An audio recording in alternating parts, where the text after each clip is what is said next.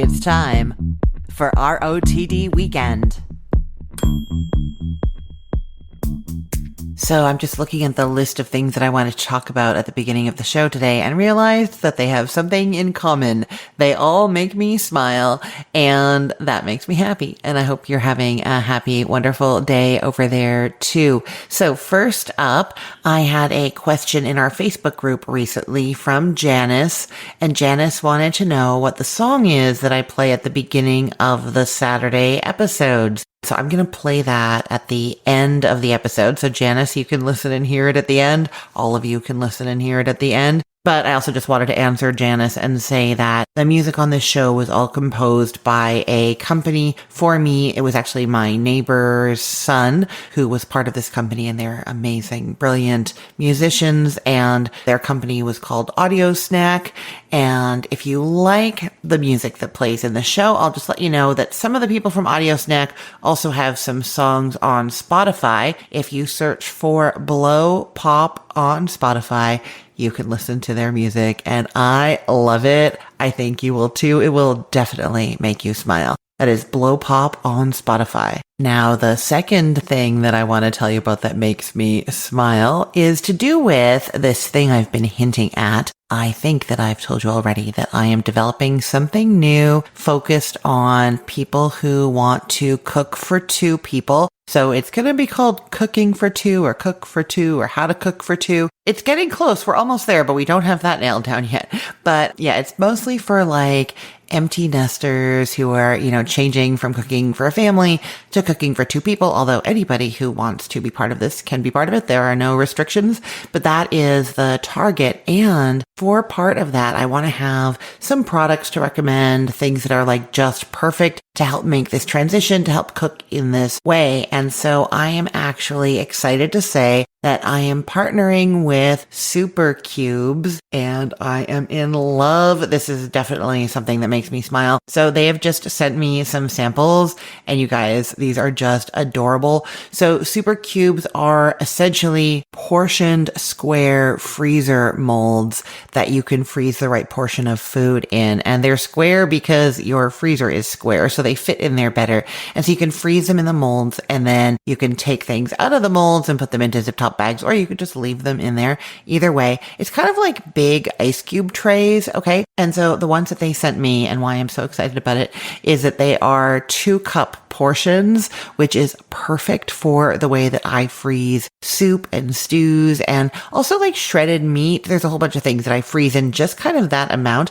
But then also they sent me these little stoneware baking dishes that the cubes that you freeze in the Super Cube mold fit in perfectly for baking. So if you do like little portions of lasagna, 2-cup portion of lasagna, freeze it in the cube, and then pop it out, put it in your zip-top bag, and then when you want to cook it, it just goes perfectly in these little stoneware, little 5-inch square baking dishes. I am obsessed with them. So if you have not seen Super Cubes before, I'm going to put my Amazon affiliate link in the show notes for you. So that is the one where I earn a percentage of the sale price, and that is because I am partnering with Super Cubes for this. So you can go down into the show notes for this podcast episode, and you will see my Super Cube link there, and then you can have a look, and they will make you smile. They're so adorable, and you can see the ceramic dishes there as well. Oh, and I'll just say, in case you're listening somewhere where there aren't show notes that you can click on, I know that is a thing.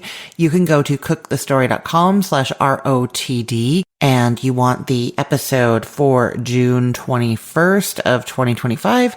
And when you get to that, then you will see the links there, and then you can go see the Super Cubes. I am very excited, very happy, very smiley, definitely, that we are making progress with this new adventure that we're going on. It's me and Marty doing it, and it's been so much fun putting it together. Kind of crazy, but so much fun. And we are slowly putting the pieces together, and we'll be announcing things in the next little while. I guess it's still only June, right? So I have time. We're hoping to launch end of August, early September. So there is time, and I will keep teasing you with little bits and pieces as we go. The third thing that makes me smile is my guest for today. I have to tell you, I talk to a lot of people. I really love the conversations that I get to have on this show. But sometimes I just really connect with somebody. And in this case, the guest was just so warm and caring and kind and intelligent. We had an amazing conversation that you listened to, and then we kept talking after. And actually, I am having her on the show again in the fall because I just enjoyed it so much. And so yes, when I think of Padma Kumar, I smile, and I think you will as well. Padma is the beautiful recipe creator behind mygoodfoodworld.com. It is vegetarian, a lot of Indian inspired recipes, and you are going to love hearing from her as much as I loved talking with her. Let's listen now. Here we go.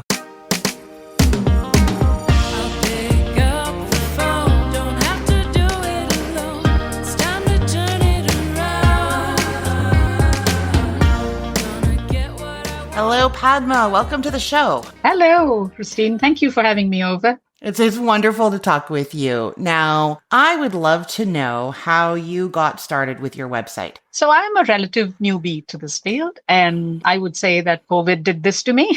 It was just a progression because before this, I used to have a preschool that I had founded and managed, and food and nutrition advocacy was a big part of it. And when the pandemic hit us and my preschool was shut down overnight, literally, and I had to think of a way to pivot. And I was like, okay, let me take the nutrition and food part out of my preschool business and turn it into something that I can do digitally online. And that's how this blog started. And I am a vegetarian. And so it was but natural that I write about vegetarian and plant-based recipes. So that's what my blog is about. Oh, I love that. And it is, so you spend your time between England and India? Yes. And the recipes are mostly Indian, or are they from all over? I would say about 70-30, 70% Indian. We eat a varied variety of foods at home, and that's what reflects on my blog. So one day it's a curry and the other day it's a pasta. So that's how we eat at home. And that's how my blog is as well. And do those things get mixed together ever? Like, are you ever doing like a pasta with Indian flavors or like mishmashes? Yes. I'm so glad you asked that question because I love fusion food and I just love doing that. So even my pumpkin banana bread will have a delicious Indian twist to it. So it's lovely to be able to mix. And of course, I do learn the original one. And then I say, how can I do something different? Because as my daughters would say, I can never follow a recipe. I have to do tweaks to it. So that's me. I feel the same way. There are certain things that I do make the same way all the time because my family loves them, or like recipes of my mom's, like if I'm making Ukrainian recipes or something, those are pretty much the same. But anything else, like actually, my boyfriend is very like meticulous and he'll say, oh, this beef stroganoff was the best one yet. What did you do this time? And I'm like, I don't know. It's beef stroganoff. It's beef and there's sour cream and like, I don't know what I did.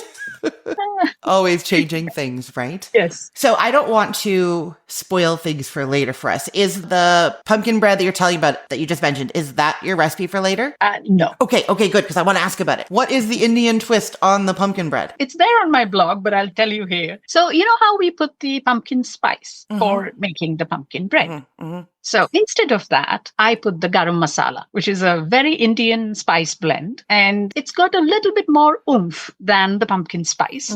And it adds an extra depth of flavor to the pumpkin bread. And which is perfect for that time of the year. You know, around that time, it is like the seasons are changing and you just need something warm and earthy. And that's garam masala for you. So it's a spice blend. So I make it. I have made it with pumpkin spice and I'm like, I think this can go a little bit further. And my blog has that version of it with the garam masala in it. I love that. Now, garam masala is a blend and I believe it can be different for different people in different places, but does it usually have cardamom in it? Yes.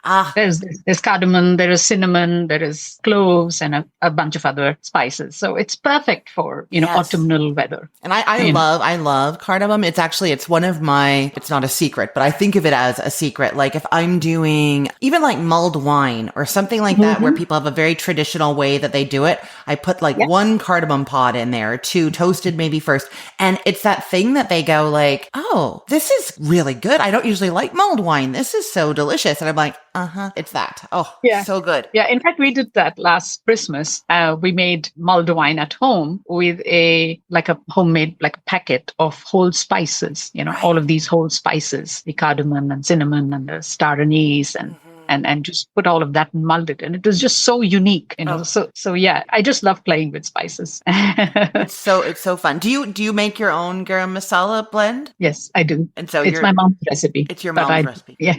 Are they usually family recipes or are they regional? Do you know what I mean? Like, is it each family's is different or is it kind of each region is different? Both. Actually, it's more a family thing. Every family will have a different version of it, a bit more of this or a bit less of that. That can change the taste profile if you have a bit more of the cardamom versus a bit more of the cloves and, punchier. Cloves are a lot more sharp and punchy. Cardamom is a lot more sweeter and mellow. So it's a family thing. How, it must have been handed down over the years. Can you tell, like, if you're at some kind of like potluck sort of function, can you almost tell who made the food by like their different seasoning blend? Do you know what I mean? I would be able to identify the spices.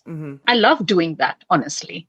I love doing that. I love quizzing myself as to what do you think went into this and how did it go in at what stage. So that is something that I love challenging myself with, because most often if I love something, then there is a high chance that I'll come back home and want to recreate it. And if I know the person well enough, I'm quite open that way just to go and approach and say, hey, you know what? I love this. How did you make it? Because I want to make it at home and I'll think of you every time I make it. Or other times I just do my own guesses and then come home and want to recreate it. That excites me. I love that too. Actually, if I'm at a restaurant with an innovative, different, or like a chef or someone who really knows their food and I'm tasting it, I'm like, this is amazing. I'm always, excuse me, what's in this? How did you do this? So you're doing a lot of work with a lot of spices. Do you have a process that you follow when you're developing a recipe to test and get it just right? Yeah. You know what, Christine? I'm like always thinking about food. I mean, honestly, that excites me the most. And being in the kitchen, that's my happy place. I mean, I do say this as a byline that I can cook through any mood and just give me my music playlist and my pots and pans and I'm a happy girl. So I'm like always thinking about food. So the recipe development, of course, starts with an inspiration. So it's either a recipe that's handed down to me by my grandmother or my mom, or we as a family sit together and discuss food, or it could be some video I've seen or a book I have read. The idea almost always starts with an inspiration from somewhere. But as I said earlier, very difficult for me not to add my own tweaks to it. It could be this whole, because I love to cook, I get excited with how the flavors and the blend and how the textures come along. And so I'm always trying something that, can I make this a little bit more interesting, a little different, or something like that. So that's how it all starts for me, with an idea. And then I'm like, I think this is going to work, because I've been cooking for so many years. I can tell if some flavors will work and if some flavors will not work. So I give it a try, and then I try again. And of course, my immediate family are the testers, fortunately or unfortunately for them. And then we kind of go back and say, all right, no, maybe this. And then I have a few friends and I'm like, all right, this is the second cut.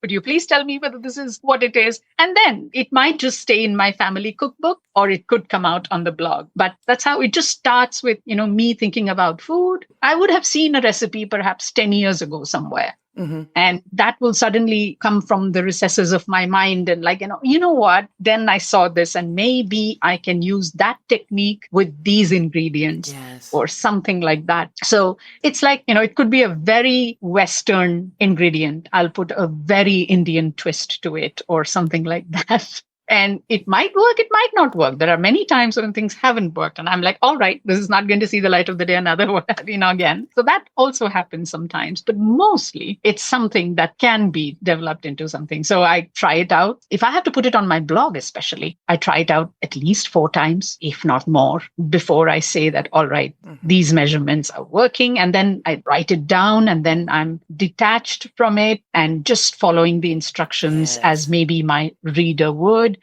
And that is when I do follow the recipe to the T, because I have to test it out literally under lab conditions. Does it work? And try that at least for 2, 3 times. And then if I decide there is an opportunity for me to put it on the blog, I put it on the blog. Otherwise, it remains as a new family favorite. I love that you got to that point at the end, because I actually hadn't thought of it. I was saying to you, oh yes, I make beef stroganoff. It's different every time. My boyfriend's like, what was different this time? And I'm the same way. I don't follow recipes, except when I do. And when I do, it is exactly at that point. I was doing notes originally. I'm making notes as I do things. And then those get sort of typed into a document. And this is what I think is going to be the finished recipe. I print that and I follow that exactly. Yeah. Maybe making the odd note about like something to watch for, like brown it until brown 2 to 3 minutes. I might add an extra until sizzling or until like I'll notice something, but pretty much it is following it exactly as written so that I know that somebody else can replicate it. And I have to actually sometimes restrain myself. No, you're not testing anymore. Don't add anything different. Yeah, that's the danger as well. You test it out the 6th time and you might want to add something else. But then once it's on the website, like once it goes live, I will make it exactly as written, but I'm often using it as a guide, like approximately how much, or you know what I mean? And so then I veer off as well too. So I test, then do it exactly as written, then who knows what I'm going to do. Well, there have been cases where I've published a recipe on the blog post. And then after a few months, when I've made a more interesting version of it, I've gone back and say, you know what? I think my readers should get this version. And I have a few like that. And I am in the process of revisiting them and updating them. With the new and improved kind of.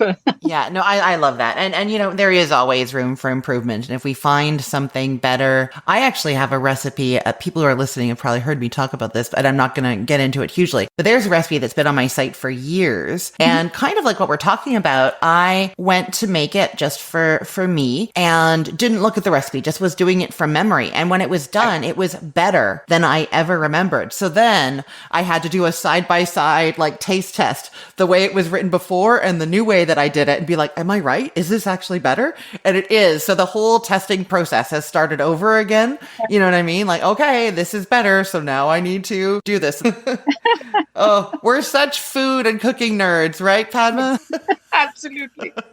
Yeah, it's fun. Yeah, no, I love it. I love it. I love the process. It is so great. Well, so you are going to tell us about a recipe, and it is one from your website. So we know you have tested it and it works. Can you tell me what recipe you're sharing with us today? Yes. And I'm super excited to share this because it's so delicious and so simple. And you can make it any time of the year, to be honest. And it works perfect for weeknights or whatever. And it's my super simple, hearty mung bean soup. Oh, mung bean soup. What was the first word you said? Hearty and delicious. Oh, hearty. Mm-hmm. Love it. Hearty mung bean soup. Okay, what is a mung bean? Mung beans are these little green beans. They're quite small when compared to the other beans and legumes that you would find around. And they are native of India, and they've been cultivated in India for thousands and thousands of years. And they're a great source of plant-based protein, and they're delicious. They have a lovely flavor of their own, and they are probably the easiest of the beans to cook and to digest. And they're so versatile. They work in so many different ways. Like you can make a curry out of it. You can make, as I said, a soup out of it or a salad. And I often make sprouts. I sprout them and make mung bean sprouts, and then I toss them into a salad or make pancakes. And it's amazing. It's a versatile bean, and it's quite popular in this part of the world as well. And I love cooking with that. I mean, that's a staple bean at home. I cook with that. And being vegetarians, of course, we lean in on these sources of protein, you know, the beans and the legumes. And this is an important part of my pantry, and it's a staple at home. So I love making this soup. And the thing was that this soup actually came from an inspiration from the mung bean curry that I regularly make, which we have with, of course, rice and flatbread. And this was like, again, a chilly night, cold night. And I was like, okay, what can I make? And I'm like, okay, mung beans are there at home and I have soaked them already. I don't feel like having rice and curry. So can I just turn it into a soup? And so that's how it came about. And it's simple. It's one pot. It's simple. You can make it in an instant pot or a pressure cooker or on stove top, and just 10 simple ingredients. And of course, the Indian flavors are there, and you have a great soup to have on a weeknight dinner. Wonderful. Okay. I know I've had mung beans before, possibly in a curry, but I think also sprouted. They're very popular as sprouts, right? Yes, yes. But I don't yes. think I've ever cooked with them at all. So I am super fascinated and excited to learn more. Where do you start when you're making this soup? So the first thing you need to do, like you do with any of the beans, is that you should wash them in 2 to 3 changes of cold water and soak them. It's important to soak the beans. You will read saying that mung beans and all don't need soaking, but all beans can cause bloating and all of that. So one of the way to address that is to soak them. So ideally overnight, or at least, because mung beans are the easiest of the beans and they cook the fastest, at least for 5 hours. So 5 that's where you need to, preferably overnight, if not at least for 5 hours. So that's where you need to start with that. Do you ever do like one of the quick soak methods where you boil and then let them sit or something? You could. And I've mentioned that in one of the other recipe posts in my blog, where you just soak it in boiling hot water for about an hour with the lid on, so that it kind of soaks and cooks at the same time and makes it easier for when you actually.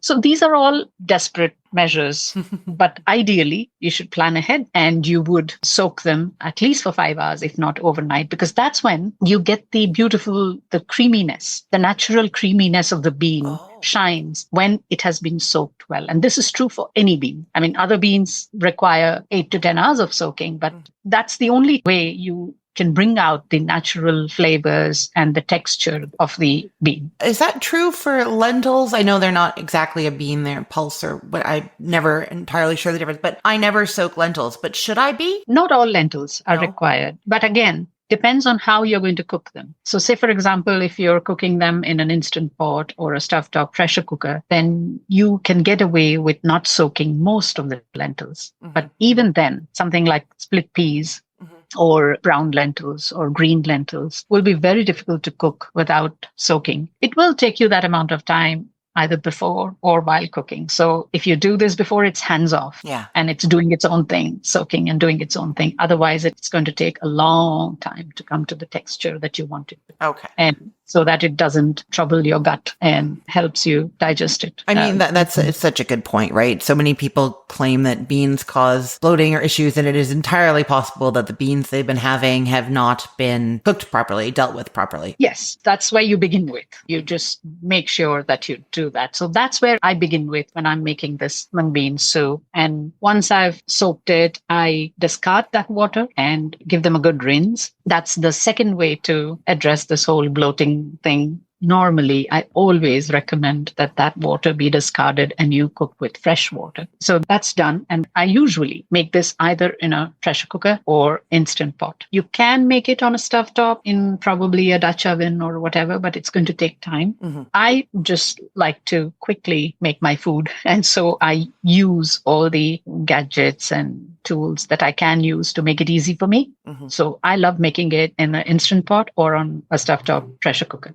So when you do that, you start off by sauteing I make it in ghee, which is clarified butter, because that imparts a beautiful flavor. And all lentils and beans require a good amount of fat to help them digest better.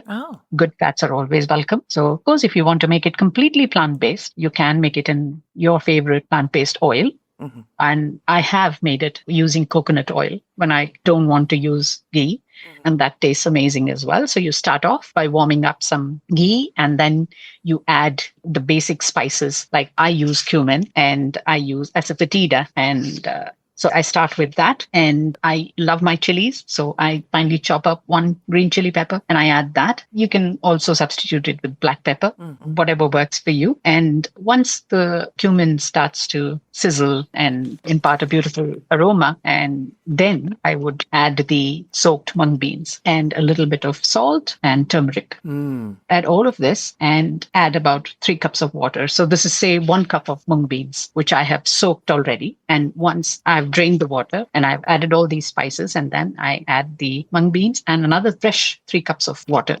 And then I cover and cook for about 10 to 11 minutes on medium high heat and let the pressure release naturally. So in an Instant Pot, you're turning the Instant Pot on to pressure cook for 10 minutes? Yes. But not on the high pressure. I think mine only has a low and a medium. So probably the low pressure setting? Yeah, medium would do. Medium for about 10 minutes will be great. And then allow the pressure to release naturally, because then it's cooking while it's doing that as well. So it just adds to the flavor. If you're in a rush, just add another couple of minutes of cooking time and then do the pressure release if you are in a rush. So that's that. And once the pressure has released, open the lid. And now we do something very unique to Indian cooking called the tempering of spices. So here again, I'm going to, in a separate small skillet or a pan, heat some ghee or coconut oil if you're using, and add some more of the spices. For example, a little bit more of cumin and any of these spices that you like, some more of the asafoetida for a freshness of the. So you're just adding the same things that you had added at the beginning in the second round. This is completely optional. I mean, the soup is ready as it is, but this is completely optional. And if you yes, you have to see me about wanting to ask a question. Finish your sentence, and then I have a question. Sure. So you put this spiced ghee or oil on the top of the soup, and of course you will adjust the consistency, add a little bit more water if you want, and check for salt. And if you want a little bit more salt, go ahead, add it. And I love to finish any Indian flavored dishes with loads of cilantro.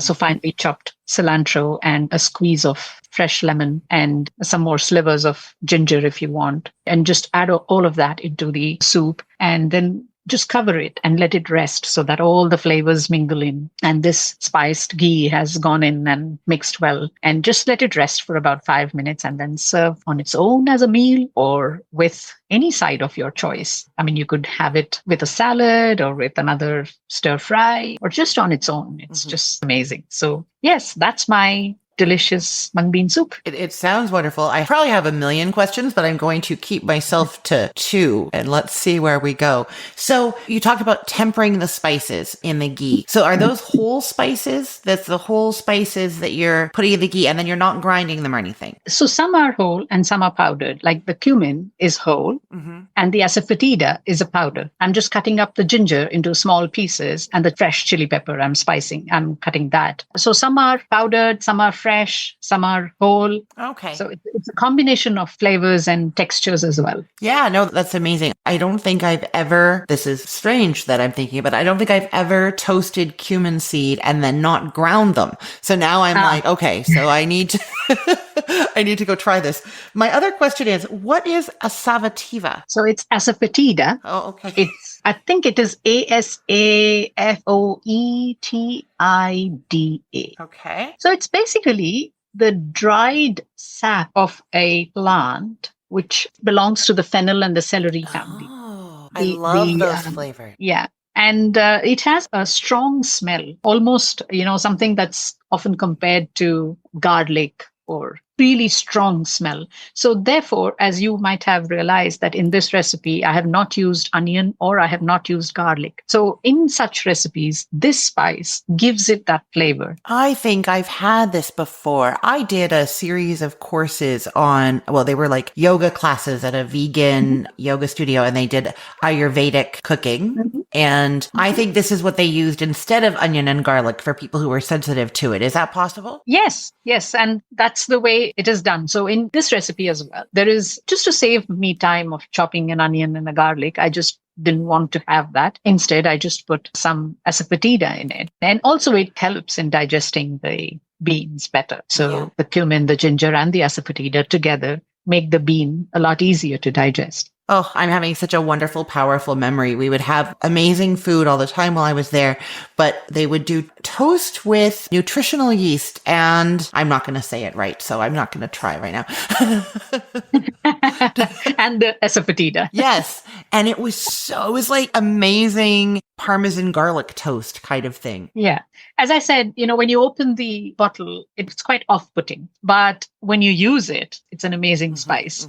So that's something that if you like experimenting with spices, then this is a spice that you should have in your pantry. I know I used to after doing that class, and I think it ran out and I never replaced it, and I forgot about it until just this moment. So it is going on my grocery list for sure.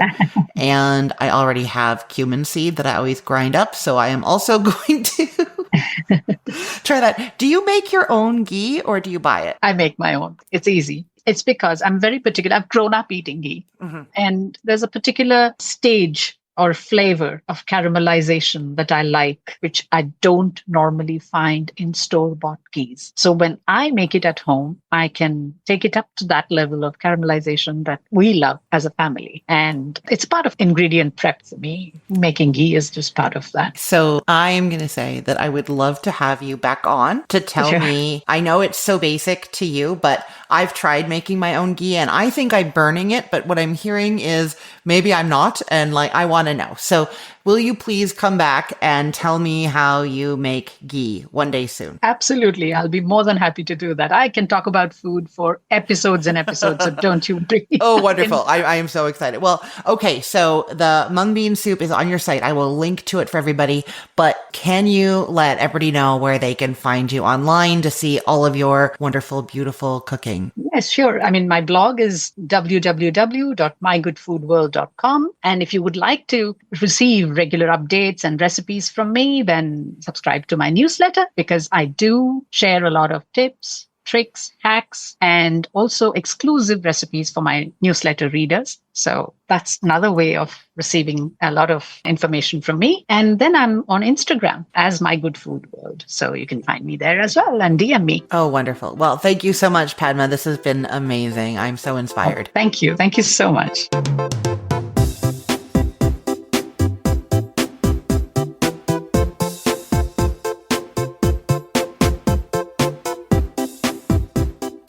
I told you, isn't Padma lovely? Aren't you smiling? And yes, I promise I'm going to be having her back on again. She is already booked to be on in the fall, and she's going to be telling me how she makes ghee because I know we all want all her tips, right? For now, make sure you go and check out her site, all of the beautiful recipes there. It is mygoodfoodworld.com. Thank you so much, Padma. The mung bean soup sounds amazing. I cannot wait to give it a try. Okay, so what is going on in my kitchen this week? Well, I'm starting outside. I'm doing some grilling. So you guys know I love chicken thighs and I grill them all the time. And it occurred to me a while ago that my go-to weeknight throw the chicken thighs on the grill recipe is not on my websites. And that's because I don't know that it really is much of a recipe. I season them up really quickly, salt, garlic powder, maybe some chili powder, maybe some paprika, just something is going on there. And then I put a little bit of oil on them. They go on the grill.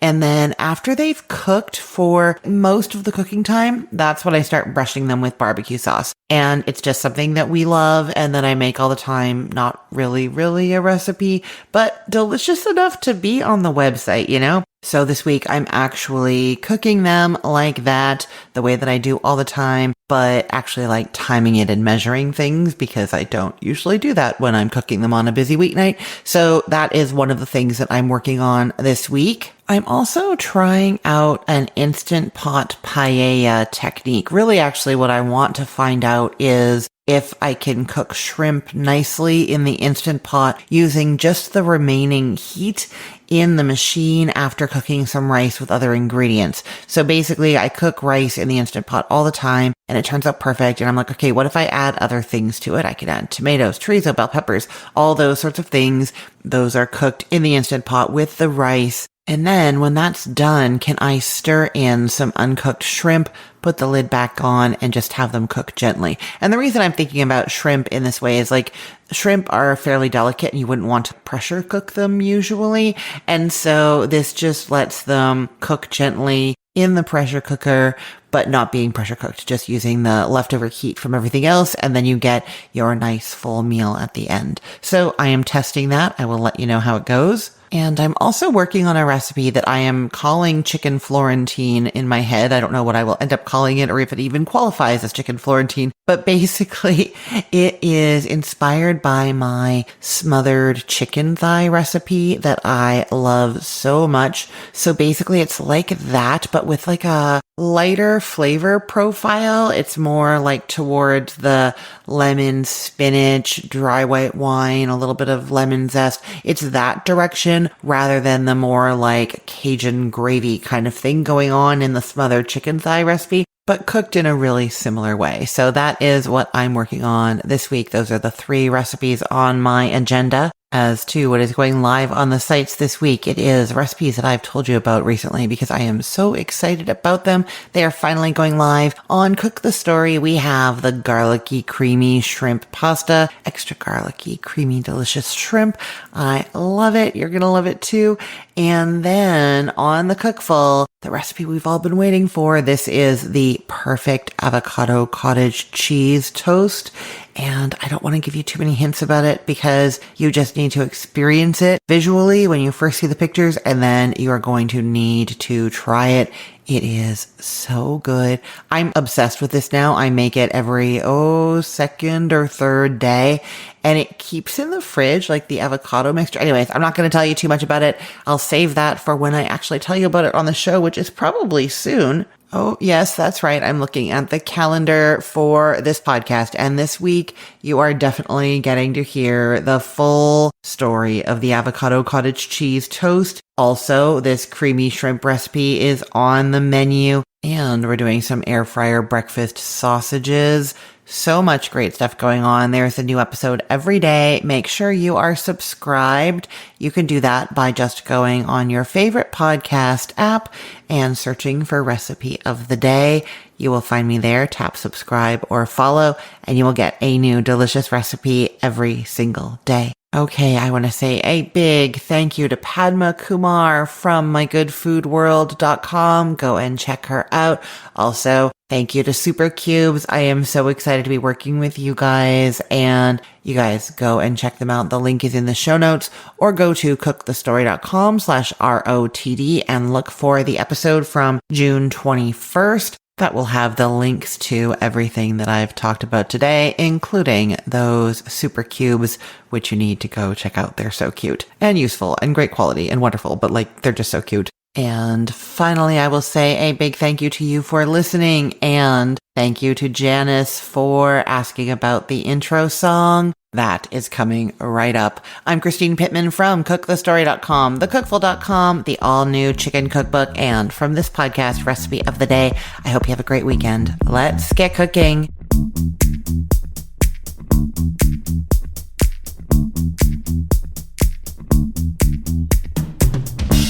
It's not that complicated. I know that you can make it if you try.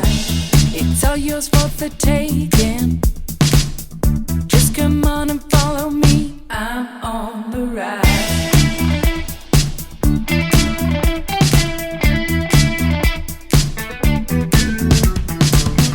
There's no use in hesitating.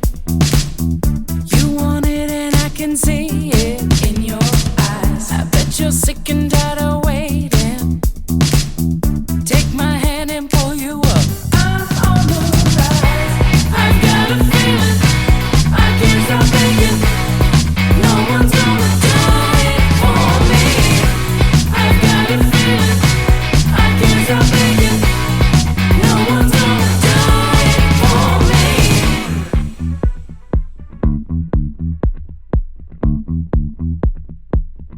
I'm on the rise.